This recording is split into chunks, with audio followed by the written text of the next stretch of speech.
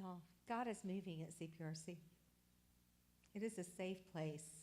It is holy ground, where moms are discovering that Jesus loves them no matter what, that he forgives them no matter what. There are words on our walls, words that promise hope and a future from a man who is God, who walked this earth over 2,000 years ago, and whose promises are still very much alive today. On our walls, prayers are baked in, and lives are being saved, souls are being saved, and hope is being found in a very unlikely place. Eternal transformation for generations is occurring through promoting life through love, the love of Jesus. So where did this all begin? The passion to help women began for me and my husband the day I heard Abby Johnson's testimony. The testimony you're about to hear moved us from being passively pro-life to actively pro-life. The words you're about to hear moved us to start to pray peacefully in front of abortion clinics, which ultimately led to God making it really clear that he wanted us to open pregnancy center at Chaconne Pregnancy Center. Abby Johnson has always had a fierce determination to help women in need. It was this desire that both led Abby to a career with Planned Parenthood and caused her to flee the organization and become an outspoken advocate for the pro-life movement. Abby lives in Texas with her husband, Doug, and 5 precious children. Please help me to welcome our friend who we love so very, very much, Abby Johnson. All right, well, I am from Texas. I live right here in Austin, and I'm so glad to be here with all of you tonight. So howdy. All right. Some of you probably know I had a rough start this morning. I was in Washington, D.C. yesterday, and this morning, for the Supreme Court hearing on House Bill 2. It was a bill that essentially helped to shut down the majority of abortion facilities here in Texas. And it wasn't that we forced them to close. They closed because they chose, I'm pro-choice in this way, they chose not to uphold certain clinic standards to perform surgery. So we didn't make them close. They chose to close because they chose finances over the health and safety of the women walking into their facilities. So that bill has now been challenged, and it's up at the Supreme Court, and oral arguments started yesterday and at the Supreme Court, and we had a large rally. We were outnumbered in people by the pro-choice crowd. Yesterday we were probably outnumbered 4 or 5 to 1, but the Holy Spirit was there with us, and it was a beautiful time of celebration for the closure of these facilities and a beautiful time of prayer. So please keep these justices in your prayers. We could hear something as soon as tomorrow, but more than likely it will be probably sometime in June. We are very fortunate to have so many amazing pro-life politicians in the state of Texas, including our governor and our lieutenant governor and our attorney general. And they were all there fighting to keep these facilities closed and to protect women. So we were there, and last night I went to a really wonderful restaurant, and I woke up this morning and I'm pretty sure I got food poisoning. And so this morning I woke up and I thought, oh no, I've got to get on an airplane. So I went to Dulles Airport in D.C., and I thought, I just need to lay down. Where can I lay down until my flight leaves? Well, the public restroom. That's where I laid down. So I did take a shower for everybody's benefit before I came here. So yeah, I laid myself out on the public bathroom floor. There was this little kid. She was like looking under all the stalls, and she came to me and she like had her head down and she just was like, "Mommy, somebody's dead." So I was like, "I'm not dead. I'm not dead." So anyway, and then I flew here, and it was funny because I had, thank the Lord, I had a direct flight from D.C. to Austin. So I was on the flight, and you know, sometimes you're sleeping, and then all of a sudden you wake up, and you're like, "Uh-oh, it's go time." So I went to the bathroom and had an issue in there, and the flight attendant. I go and sit back in my seat, and the flight attendant comes up to me, and she goes, "Are you okay?" And I said, "Yeah." And she said, "Well, do you want me to get you some Sprite?" I said, "Yeah, that'd be great." And she goes, "Are you pregnant?" And I've been pregnant for so long, I just said, "Yeah." Because that was really easier than going through, I mean, I'm not pregnant, but, well, I mean, I don't know. We never know. So, anyway, I was just like, "Yeah, I am," and that was good. And she's like, "Oh, I'm so sorry that you're sick." Yeah, me too. So, but anyway, and so I got here, and I've napped, and I'm feeling better, and so I'm so glad to be here with all of you tonight. I love Debbie and Lloyd so much. I love what they're doing here at CPRC. They are doing something here that is different than any other pregnancy center in our area. My husband came up to me today, and he said, "Do you think it would be a good idea for the pro-life movement to really try to tackle other issues as well that really are pro-life?" Because I think in the pro-life movement we think abortion, abortion, abortion, but it's not just abortion, right? Because we're living today in a culture of death. And we want to live in a culture of life, but we can't just focus on abortion to create a culture of life. It has to be many more things. And so my husband said, it seems like we need, to really focus on homelessness and poverty and all of that. And I said, well, there is somebody doing that, and that's CPRC. It's not just a place for women to go if they're pregnant. This is truly a place for women to go to empower and change their lives. And all centers do that, but this center is particularly different because of the clients that they see, because of the location that they're in.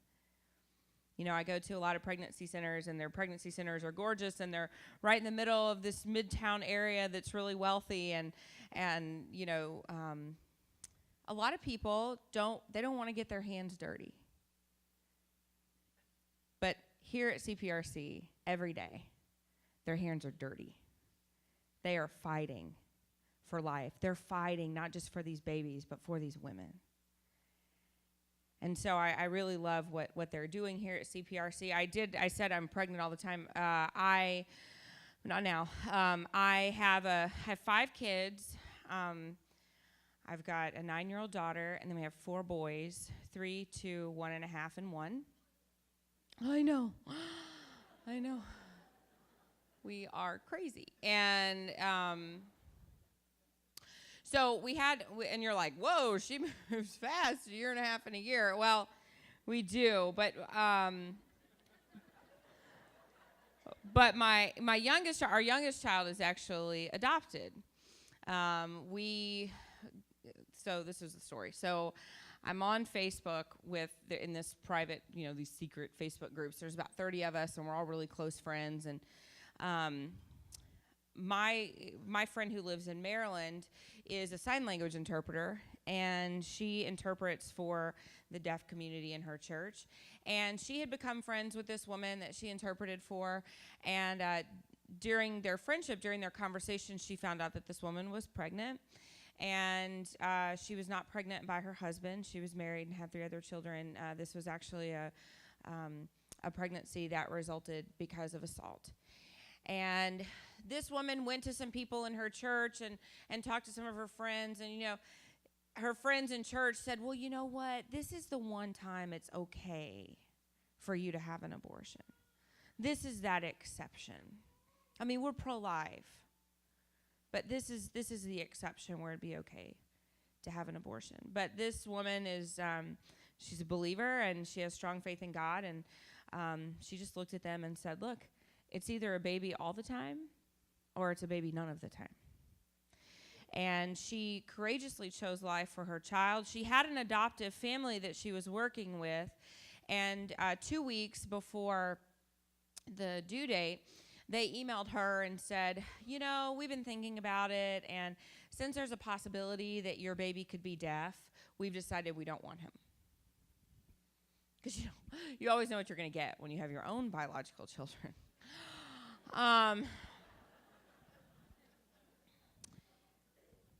And then another family was called. The baby is biracial, and their question on the phone was, well, how black is the dad? Because they wanted a baby that looked like them. And so my friend puts in this Facebook group, hey, we have been praying for this woman in the situation. She says, hey, you know, this is a woman we've talked about, and you know, this is what's going on with the adoption. And she said, if anybody, you know, knows anybody who'd be interested in adopting this baby, or you know, let me know. And I was in Atlanta speaking at the time, and I wrote on there, we will. Our youngest son, Carter, was 6 months at the time, and my friend called me and she said, okay, are you sure? Because, I mean, we really need to, I mean, I think it would be great, but we have to be really sure. You only got 2 weeks of time, you know. And I said, yeah, baby needs a home. We're in it. We're doing it. And I hung up the phone. She said, okay, I'll let her know. So she hung up the phone, and I thought, I should call my husband.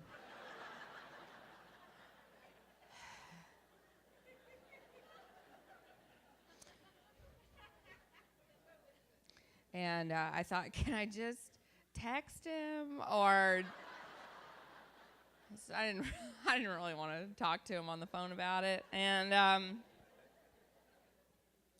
but I did, you know, call, and he had a panic attack for about 2 days, because this actually affects him more than me, because he's a stay-at-home dad. So.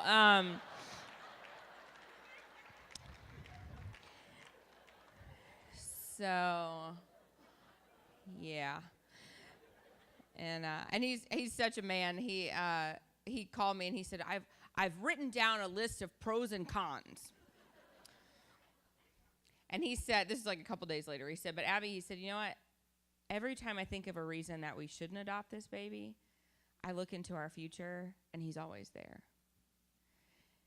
And he said, you know, if we are people who are pro-life, if we are people who say we believe in the sanctity of human life, and there's a child that needs a home, then I guess our answer has to be yes. And so in 2 weeks, we got our home study done, all the background checks, the fingerprints. If you know anything about adoption, you know that in itself is a miracle. I traded in my minivan that I said I was never going to drive, and got a 12-passenger van. I really said I was never going to drive one of those. And in fact, yesterday was the anniversary of me buying a 12-passenger van. I saw it on Facebook. And it was a sad day. But anyway, and so he was born March 12th. His birthday's coming up. We went up there and saw him and brought him home. And we were trying to decide what we wanted to name him. We wanted to name him a name that started with the letter J, because the birth mother's children, all three of her children, their names started with J. So we wanted to honor her in that way. And so, we're Catholic, and I was raised Baptist. My mom's like, oh, how did that happen? But anyway, and so we always, we name our kids a saint name and a family name. We already had the family name picked out, so we were looking at a saint name. So I went to, I don't know, like saints.com or something, and clicked on the letter J. That's really the best way to name your child. Just like pick a letter, stick with it. And so so we're going down the list, and we're like, that's okay. And we get to the very bottom, and one of the last names on there was St. Jude. And if you know anything about St. Jude is the patron saint of impossible causes. And we thought that was the perfect little name for this perfect little baby. And so Jude, we have such a wonderful relationship with his birth mother. We have a very open adoption. It's just been, the perfect type of adoption, if you could imagine that. And it's been really great. And, I think about Jude's life. I think about all the obstacles that were put up in front of his mother during her pregnancy. All the times that people said, it's okay if you have an abortion this one time. I think about how the abortion industry targets the minority community today in our society. I think about how many times pro-life legislation is written with an exception for babies conceived in rape and incest. I think about these things and I realize truly what a miracle it is that he made it. But truly, in the culture that we live in, any child that is born today is a miracle.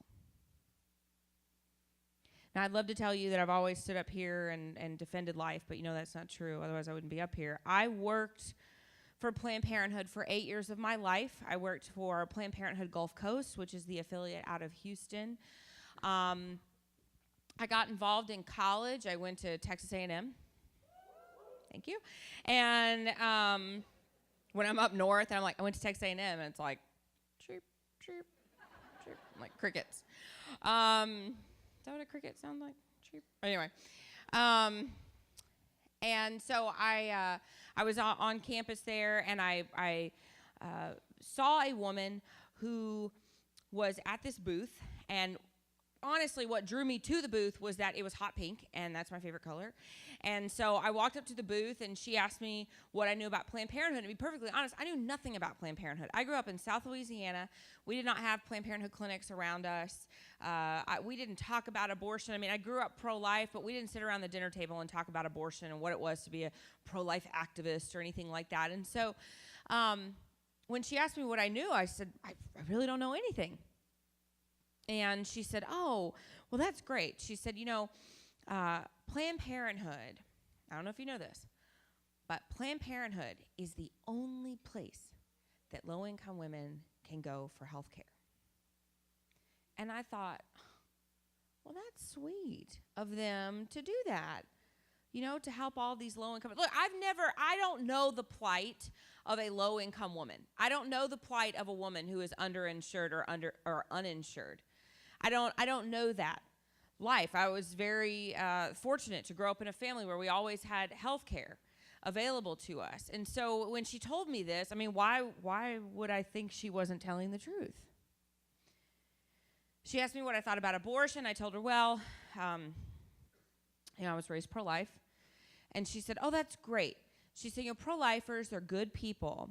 They're just sort of misguided. You guys, so you're misguided. And she said, they just don't see the big picture. They don't understand that without safe and legal abortion, women would be forced to go where? The back alleys, right?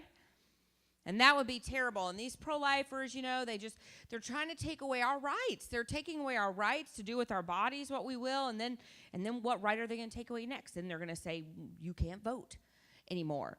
And then what's next? Women can't wear pants. And I thought, well, I like pants. So I signed up immediately and started going up to the clinic, and that was it. Once I was in, that was it. Once you're in, they start pounding you with their rhetoric and their talking points, and I didn't know any different. It's what I didn't know, guys. That's what led me in the doors of a Planned Parenthood clinic. See, when she told me that at Planned Parenthood, they were the only place for women to go if they're low income and they need health care. I didn't know that was a lie. I didn't know that was a blatant lie. Currently, in the United States, there's only about 650 Planned Parenthood clinics, and they're closing almost daily. And, yeah, that's good. And 650 Planned Parenthood facilities compared to over 10,000 federally qualified health centers in the United States that see men, women, and children for comprehensive and primary health care.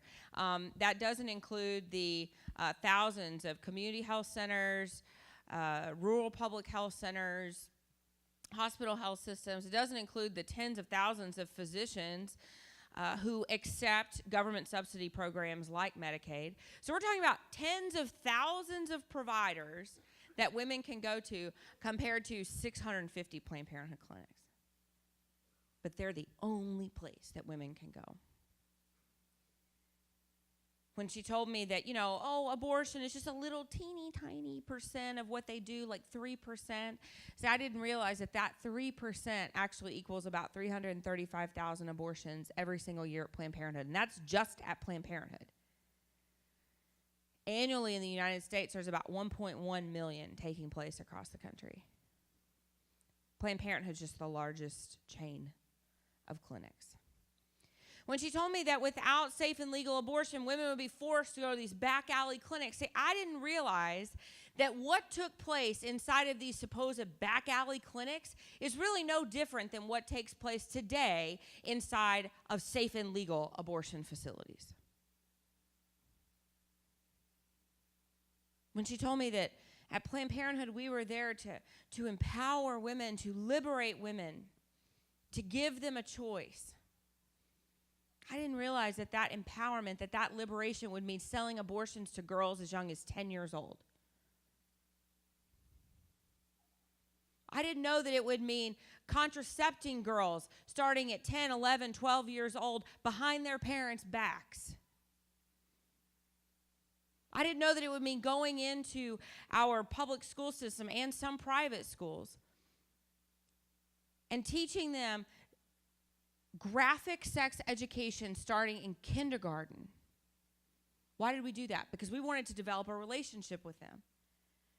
So when they did start having questions, we could tell them, your parents aren't a safe place to go. You need to come to us at Planned Parenthood. That's what I didn't know. That's what led me in those doors. And people say, Abby, how is it that you went from being this good Christian kid, all-A student, how is it that you went from being that person to be a person who ran an abortion facility? How is it that you went from being that good kid to being someone who laid on an abortion clinic table, not once but twice, to take the lives of my own children? Abby, how did that happen? And I don't have a silver bullet answer for you except to say this. It happened just a little bit at a time. Because that's the way that sin works in our lives. It's one justification after another, one rationalization after another. And one day you wake up and you don't even know who you are anymore. But while I know that Satan has to sneak around to do his dirty work, I know that when God wants to change your life, it can happen like that. And that's what happened to me in September of 2009. 2009 had been a really great year for me. In April of 2009, I had been awarded Planned Parenthood's Employee of the Year Award. You can hold your applause. I know you're all proud of me. Don't stand up. It's fine. And but I was excited because I was finally being rewarded for all of my hard work and these 70 hours a week I put in at work. And that year, because I won the Employee of the Year Award, I got to go to their annual gala. There's usually about 3,000 to 4,000 people there. They raise about, $8 to $10 million in that one night. And I got to go. I got a big monetary bonus, but I didn't care about that because I made tons of money when I worked at Planned Parenthood. I was excited because I had gotten this award. I got to sit at the head table with the person who was receiving the Margaret Sanger Circle Award. Now, we know who Margaret Sanger is, right? Well, if you don't, Margaret Sanger is a founder of Planned Parenthood. First clinic she founded was called the American Birth Control League. It was in 1916, started in the Bronx, New York. Margaret Sanger was just a gem. she was a eugenist. Planned Parenthood, this whole healthcare concept that was started by her was started with the intent of erasing the minority population in our country through contraception and abortion. That's why it was started. Margaret Sanger said things like, Negroes are human weeds that need to be exterminated from the human garden. She also said the most merciful thing a large family can do to one of its infant members is to kill it. That was her goal. That was her dream. And currently in the United States, we see her dream coming to fruition right in front of our faces, as currently in our country, there are just as many African American babies being born as they are being aborted. In some states, New York, Alabama, some other states, there's actually more abortions than births in the African American community. In Alabama, the abortion rate in the African American community is 72%. I heard one time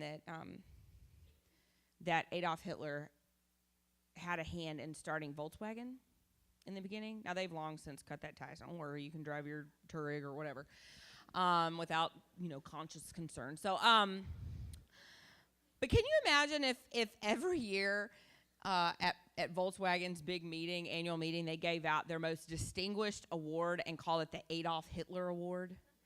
Like, people would be, burning their Volkswagens. They'd be, driving them off a cliff. I mean, nobody would want to have anything to do with Volkswagen anymore, right? But every year, Planned Parenthood continues to celebrate their racist roots by giving out their most honored award in the name of their founder, eugenist Margaret Sanger. And nobody bats an eye. So, the winner that year for the Circle Award was Hillary Clinton.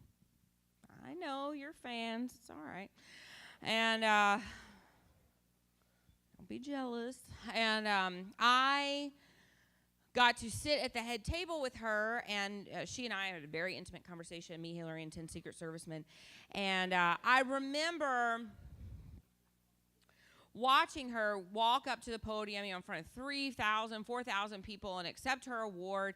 And I remember looking at her at that time and just thinking, wow. I've made it.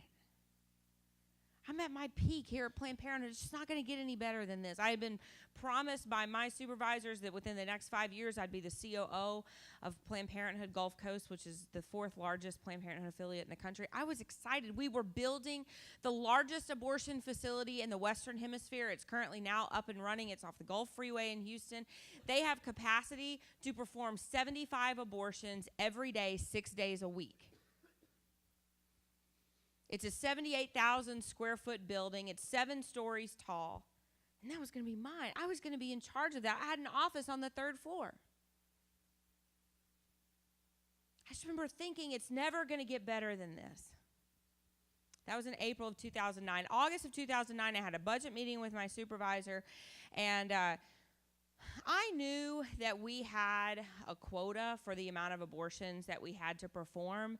But we never had a hard time meeting that quota, so it was never something I really thought about. But in this budget meeting in August, we were comparing our current fiscal year 2009 to our upcoming fiscal year 2010, and I noticed a typo on the budget because it looked like they had doubled our abortion quota.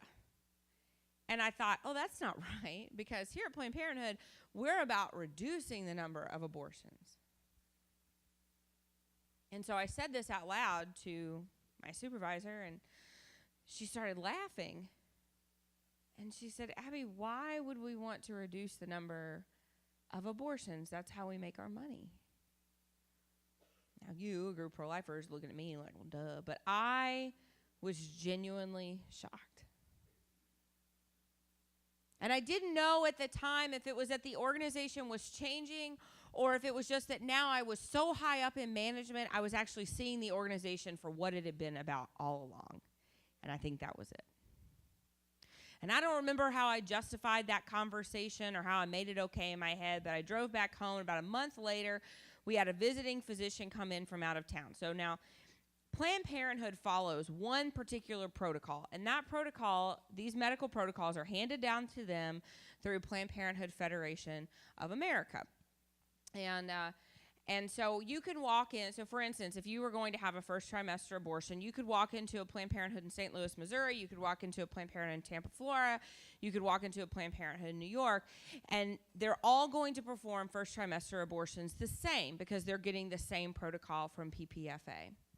And that was the only way that I knew abortions to be done, was the Planned Parenthood way. And so briefly, the way that abortions are performed inside of Planned Parenthood is that we would get a woman in, we would get her on the table, we would perform the ultrasound, but we usually had her sedated before the ultrasound was performed because we didn't want to take a chance that she would pop her head up and see what was on that ultrasound monitor, because you see, the ultrasound exposes the lie of the abortion industry. So we didn't want to take a chance that she would actually see her child on that ultrasound screen. We only did the ultrasound primarily for one reason, and that was to determine how far along the woman was in her pregnancy so that we would know exactly how much to charge her for the abortion. And then the ultrasound was wheeled away, and we didn't see it again. The doctor would come in. He didn't introduce himself. He didn't talk to the patient. He usually had a mask on already when he came in, and so the patient didn't know his name. She never got to have a conversation with him. And he would sit down. He would begin the abortion, and he would do a few things first, and then he would start inserting these graduated dilation rods into the woman's cervix, so that just large enough, really small, but just large enough so that he could then get a cannula. It's like a suction tube, looks like a straw. That's what's hooked up to the suction machine. So that he could take that cannula, he would take it, insert it into the uterus, and he would just blindly sit there and poke around inside the woman's uterus until he thought he had enough blood and tissue in a glass jar. And then that glass jar would go into a lab called the POC lab. And what does POC stand for? Products of conception. What's that? That's the baby, right? You can say baby inside of an abortion clinic. So we said POC or POC, or if the staff was feeling funny, they said it stood for pieces of children. And inside the POC lab, there was a POC technician, and she would take everything in that glass jar, she would dump it into a glass baking dish, and she would begin to reassemble the parts of the baby. Now, why did we do that? Because if we left, the calvarium, the head, or a hand or a leg inside the woman's uterus, she could develop a very serious infection that could be potentially fatal to her. So we wanted to make sure we had evacuated all of the contents from her uterus. And then after everything was accounted for, the POC technician would dump all of the remains into a red biohazard Ziploc bag. That's where all the babies would go for the day. And then they would zip it up at the end of the day and put it into a freezer in our POC lab with the staff called the nursery. And once a week, a biohazard medical waste company like Stericycle would come into our facility. They would take the frozen bags of babies. They would take them back to their facility where they were incinerated. And that's how abortion, first trimester abortion, takes place every day in the United States, almost 3,000 times a day. And that was the only way I knew it to be performed. But we had a visiting physician come in to town. He was actually from Austin. His clinic has recently closed, praise God. And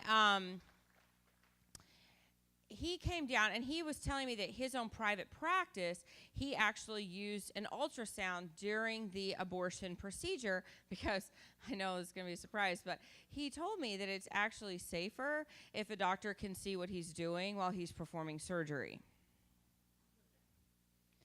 And I just never thought about it before.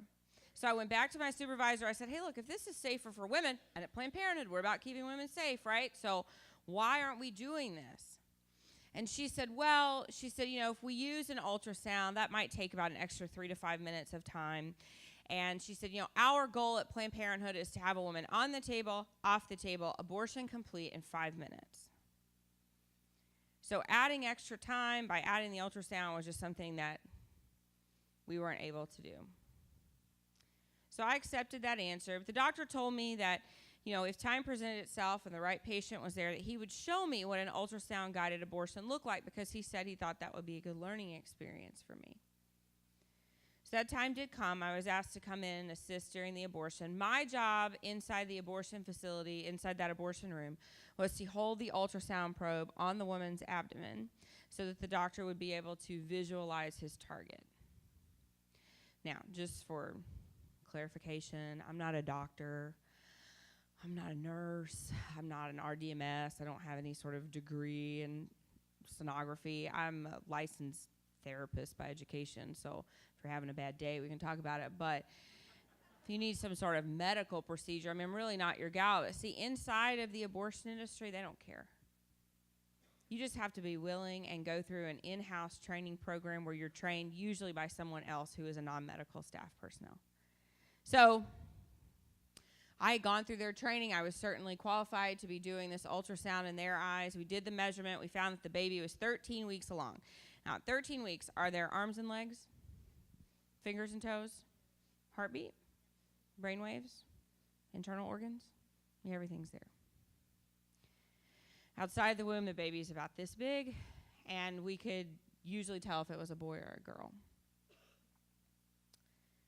So I stood there holding the ultrasound probe, looking at the screen, and admittedly feeling apprehensive because it really did look like a baby. I mean, I knew it wasn't because Planned Parenthood told me it wasn't. Now, I have a daughter who's 6. My daughter is 9. I've only been out of the industry 6 years. So I was pregnant with and had my daughter when I worked at Planned Parenthood. When I was pregnant with Grace, she was a baby. But she was a baby because she was wanted. If a baby is unwanted, then it magically just becomes tissue, something to be discarded. So I stood there feeling nervous, reassuring myself, though, that this baby was not going to feel any pain. How did I know that? Because Planned Parenthood sent me a memo about it. And it was entitled Answers to Tough Questions. The most frequently asked question I got from Planned Parenthood, women in Planned Parenthood seeking an abortion, was, will my baby feel this? And we knew that we had to give a very clever answer. So our answer to that question, the scripted answer that I gave back thousands of times to women, was no, the fetus has no sensory development or does not feel anything for 28 weeks. Do you believe that? No? Well, I did. I mean, I knew better. I remember when I was pregnant with Grace, and she, I don't know, she was like 22, 24 weeks or something, and she'd be really kicking me, and I'd poke her, and she'd like kick back in that same spot because she could feel what was taking place inside of her home. Right? At 12 weeks, babies begin sucking their thumb in the womb. Why? Because it soothes them. It feels good. That's what babies do, because they can feel things. I knew it was a lie, but I had to believe the lie because the truth was far too uncomfortable. So I stood there looking at the screen, and I watched as the cannula, that suction tube, the suction wasn't yet turned on. I watched it go into the woman's uterus. And I watched it get closer and closer to the side of this little baby. And when it got just close enough where he could feel this invasion, he jumped. And he began flailing his arms and legs as if he was trying to move away from that abortion instrument, but there was nowhere for him to go. When the doctor got the cannula in the right position, he asked the technician to turn the suction on, and he said, "Beam me up, Scotty." And the suction machine was turned on. I guess people make the assumption that what I saw next was going to be the worst part, that seeing a child become dismembered in his mother's womb would be the worst part. That was bad, but that wasn't the worst part. The worst part was that when I had the opportunity to intervene, to do something, I just stood there and I did nothing. I mean, I remember wanting to sit this woman up and say, look what's happening to your baby. They're hurting him. But I didn't. I just stood there and I watched. And I'm a mom. What kind of mom just stands there and watches another woman's child be killed right in front of her face and does nothing? Me. I was that kind of mom. I remember when I was pregnant with Grace, I would watch these birthing videos, I guess, just to freak myself out. And I remember these women would push the babies out, and sometimes these doctors would take the baby, all gross and slimy, and they would slap it right on the mom's chest. And I thought, ugh, that's gross. And so I told my doctor, now look, I need you to clean off that baby, because I don't want all that goo up here by my face. And she was like, okay, whatever. So then I went into labor with my daughter. And I remember, pushing. I remember, when you have a baby, that relief, like when the baby's finally out. And I was like, I had a magnet in my hand. I could not wait to get my hands on that slimy little baby. It was like I just had to hold her. I had to get her close to my body. I had to look at her perfect little face. I had to. I couldn't wait. And I remember after that abortion, I remember standing there, and this was the hand that held that ultrasound probe during the abortion procedure. And I remember looking at my hand, and I remember thinking, gosh, this is the hand that first touched my precious little baby. This was the hand that held her as she was nursing. This is the hand that patted her little bottom when she was upset and needed comfort. And it was this same hand that helped to take a life of an innocent, defenseless human being. Oh, how powerful our hands are. How powerful our work is. How powerful our words are. After the abortion was completed, I went back to my office, and I didn't know what to do. But for 8 years of my life, there have been people standing outside of my clinic. And they would tell me pretty frequently that if I ever wanted to leave my job, they would be there to help me. I never thought that would happen. But I remember looking out my window, and there were these two women who were out there every Monday from 10 to 12. I knew them. They knew me. We weren't, close or anything. But I remember looking at them, and I started praying, really for the first time in 8 years. And I was praying. I was saying, God, tell me where to go. Who do I go to? Who do I talk to about what I've just experienced, what I'm feeling in my heart? And I kept feeling like God was telling me to go to these people, these pro-life people that had been praying outside of our clinic. And I thought, no, give me somebody else.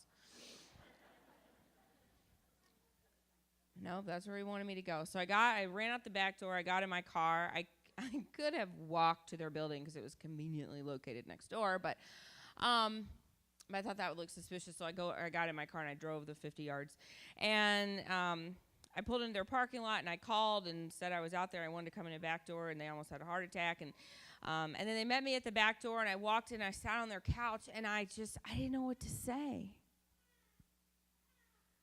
I mean, what do you say? I'm sorry. I'm sorry that I helped to participate in the death of over 20,000 babies. I'm sorry. That didn't seem like enough. But I remember sitting there on their couch, and I was just weeping. And in those first few moments, there was only a few things I could even get out of my mouth. That I had been wrong, and that they had been right. That I needed their help, and that I was so, so desperately sorry. And you know what? They had every right to look at me and to say, well, that's fine, lady, but you owe us a big old fat apology because I had not been the nicest to them over those past 8 years. I wasn't super friendly or anything. And but you know what? They didn't. they just looked at me and they said, it's over. It's done. God has given you a new heart. You are a new creation in Christ. It's over.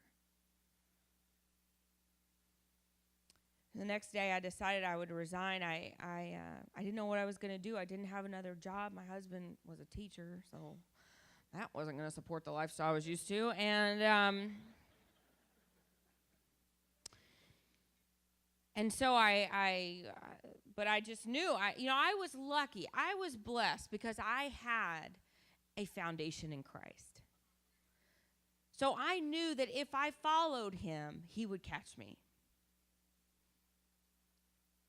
And so I left that day, and I gave him like a good 5 minutes notice, and I turned in my resignation. I walked out. I've been packing up all my stuff all day, 8 years of stuff, and I walked out, and there was a young man who worked at the pro-life office, and he was out there. They knew I was resigning that day.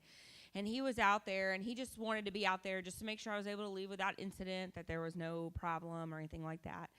And so I waved to him, and I told him I'd be at their office the next day. I got in my car. I pulled out of that parking lot for the last time, and I took a left. And he didn't know that I could see him. This young man didn't know that I could see him at the time. But I remember looking in my rearview mirror, and I watched as he just raised his arms in the air and fell to his knees. Because, guys, there had to be times that they looked at me and they said, "Why, God, why do you have us praying for this woman? She's not nice to us. She's mean to us. She mocks our faith. She might turn the sprinklers on us every once in a while.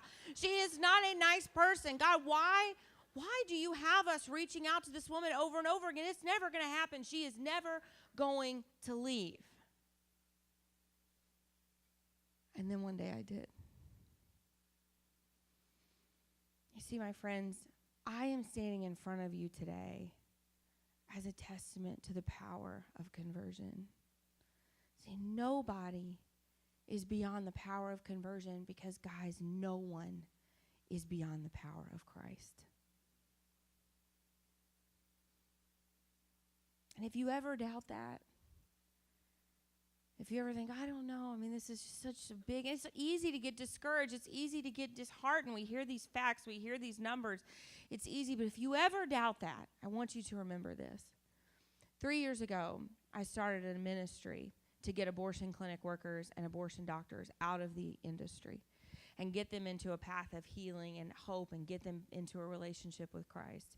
And when we started this, we were making our strategic plan, our budget. It's hard to make a budget when you don't have any money. But anyway, we were doing this, and we thought if we had 10 abortion clinic workers leave a year, that would be like, wow, overwhelming success for us. Because it's sort of a hard sell, And so by this time, we should be at about 30 abortion clinic workers who have left, according to our initial strategic plan. Well, guys, we have helped 211 abortion clinic workers leave the industry. And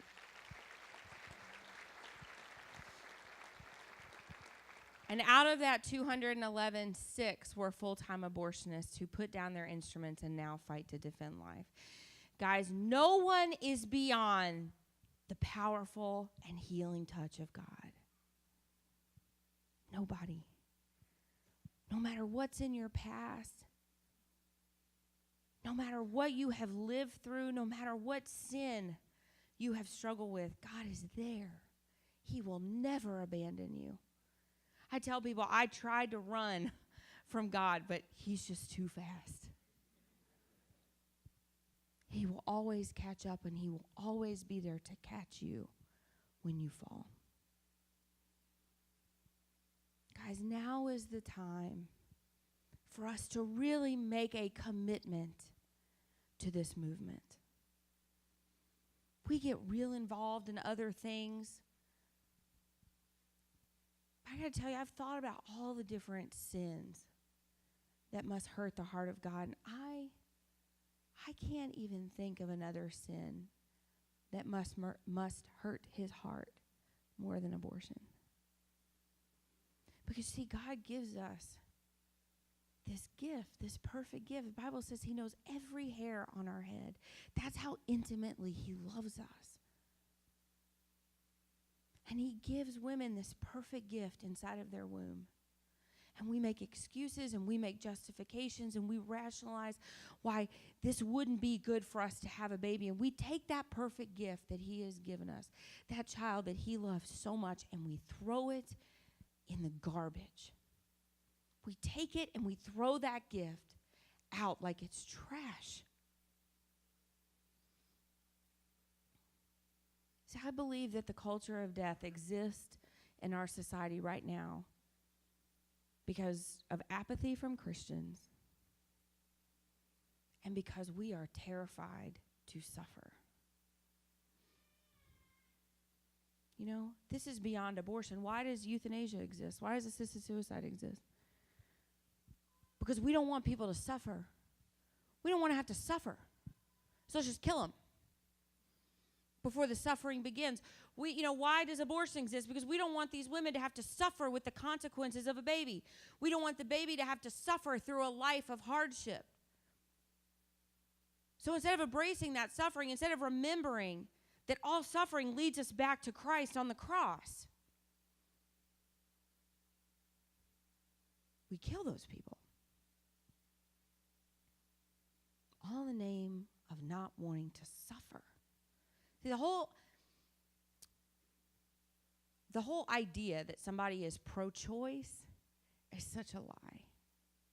It's such a myth. Women don't walk into abortion clinics saying, I'm so excited to exercise my right to choose today. Women walk into abortion clinics because they feel like they have no other choice. There is no choice in abortion. There is only manipulation. There is only coercion. There is only death. There is no choice. But this is our time. Guys, I'm so glad you're all here tonight. But friends, this is not your pro-life commitment for the year. It's a good start, but that's not it. We need you to get involved. We need you to get your hands and feet dirty in the work of Christ. We need you to volunteer with CPRC. We need you to fund them financially. We need you to stand out in front of abortion clinics and pray in the front of those abortion facilities because you're their last hope. You bring Christ to a place that has tried to remove Christ entirely.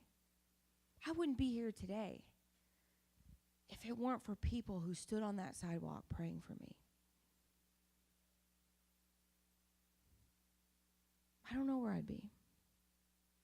I'd probably be running the largest abortion facility in the Western Hemisphere. But then God. But then God. We need you to leave. And people leave these banquets and they're like, I'm going to be so pro-life. I'm going to adopt every foster kid. I'm going to give all of my savings. And we leave, and then we get back to our normal life, and we forget that fire that we felt when we left here tonight. Because we can't let that fire die out in us. Because when our fire dies out, missed opportunities begin. Now is the time. In a few minutes, somebody's going to come up here, I don't know who, and they're going to ask you to give this to this organization. I want to encourage you to give generously tonight, to give sacrificially. I know when I go to banquets like this, I'm like, honey, what do you want to give? And I'm like, well, here's what I wanted to give, and whoever had the least amount, that's what we give. We need you tonight to be sacrificial. Because there's nothing more important than saving the lives of the vulnerable. And that's what's happening here at CPRC every single day. And we are such a charitable country. We give to all these different charitable organizations all over the place. My aunt died of breast cancer. And it was a terrible thing to watch. I watched her die. It was awful. It was very painful. But I tell you what, Susan G. Komen won't get a dime of my money until they cut their ties to Planned Parenthood. And the list of organizations, charitable organizations that we give to that then in turn take our money and give it back into the abortion industry is disgusting. I could stand up here and read for 3 hours the list of charitable organizations that give their money back into the abortion industry. Give your money back to the abortion industry. Well, I can say to you tonight, this is a safe place to give. Not a dime, not a fraction of a cent will go into work that doesn't preserve the infinite and inherent dignity of human life. This is a safe place to give. You know, if I told you, you know, just get it. Everybody has a kid they love, right? I'm going to give you a Sharpie marker and a yard sale tag, and you're going to write how much you want to sell them for and stick them in the middle of the yard.